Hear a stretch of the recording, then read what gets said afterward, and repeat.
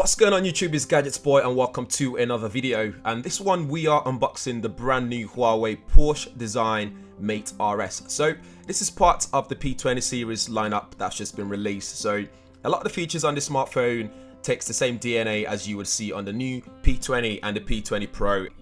If this is your first time on this channel, make sure you hit that subscribe button and that bell button as well, so you'll be one of the first to know every time I upload a new video on this channel. So looking at the box itself, you can tell this is designed to look premium, and this collaboration with Huawei and Porsche shows you just that. So inside the box itself, you get the device, obviously, you get a card that also shows you a certification for the collaboration, and when you take out that top layer, you get a bunch of accessories. So you get a case, a leather case that can also be used so that you can see your notifications and still use some of the functions of the smartphone itself while it's inside the case. This is a folder case, shall I say. And besides that, you get two charging blocks here, one to use in the UK and one to use abroad.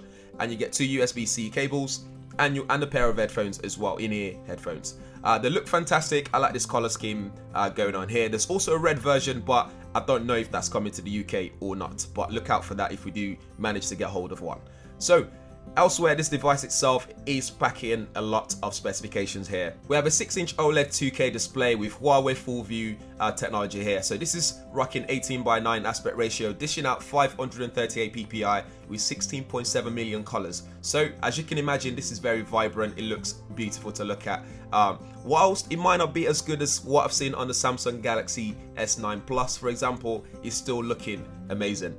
For processor, you have the Huawei's own Kirin 970 octa-core processor with i7 co-processor in there. For GPU, you have a Mali-G72 MP12 and neural network processing unit in there as well to allow you to stay tip-top condition no matter when you're powering your device throughout its lifespan.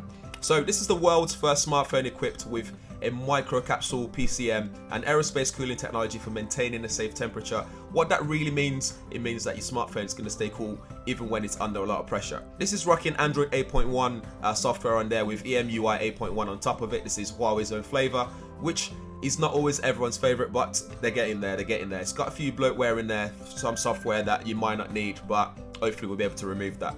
You have a 6GB RAM plus 256GB storage combination with a dual SIM capability as well. Moving on to what Huawei are really pushing this year is the camera setup. So on the front, you have a 24 megapixel with f2.0 aperture. On the rear, you have a 40 megapixel color to RGB sensor with f1.8 aperture. You have a 20 megapixel monochrome at f1.6. And then you have a third one, which is 8 megapixel telephoto at f2.4, which offers you this 5 times hybrid zoom technology in here. So you'll be able to zoom in into your subject from distance without having to worry about details at all. You also get 4K video capability and 960 frames per second super slow-mo video, so you can get those dramatic shots. Again, make sure you follow us on Instagram at smartphone super slow-mo so you can see some of the examples on there. This has also got Huawei's AIS, which means that every scenario is optimized and analyzed so you get the best shot at every time, every scenario when you use the camera.